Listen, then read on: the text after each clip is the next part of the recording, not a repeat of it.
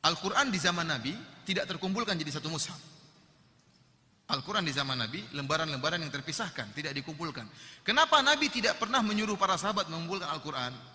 Karena di zaman Nabi, ayat masih turun, wahyu masih apa? Turun. Dan kalau turun, contohnya begini, jadi ayat jangan antum salah bayangkan bahwasanya ayat itu turunnya Al-Fatihah dulu, kemudian Al-Baqarah sampai selesai, baru turun Ali Imran, baru turun An-Nisa. Enggak. Jadi terkadang turun Ali Imran, terkadang surat An-Nisa, terkadang turun ayat dalam surat Al-Maidah. Besoknya turun ayat dalam surat At-Taubah, bisa jadi. Tapi Nabi yang atur, kata Nabi, ayat ini taruh di bawah di surat At-Taubah, di bawah ayat ini. Ayat ini termasuk dari surat Al-Maidah, taruh di bawah ayat ini. Jadi aturannya bisa apa? Belakangan. Kalau kondisinya seperti ini, susah untuk kemudian dibukukan. Paham atau tidak?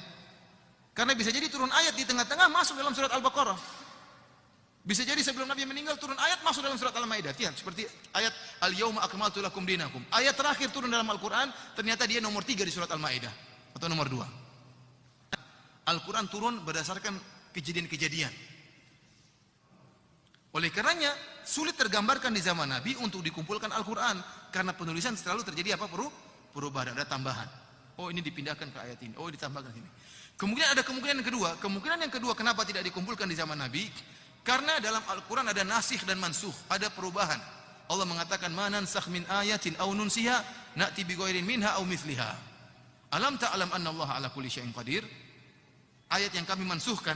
Jadi ada ayat yang mansuh. Jadi enggak mungkin Al-Quran dikodifikasikan, dibukukan, karena bisa jadi kata Nabi, ayat yang itu hapus. Bisa jadi. Siapa yang suruh? Allah Subhanahu wa taala.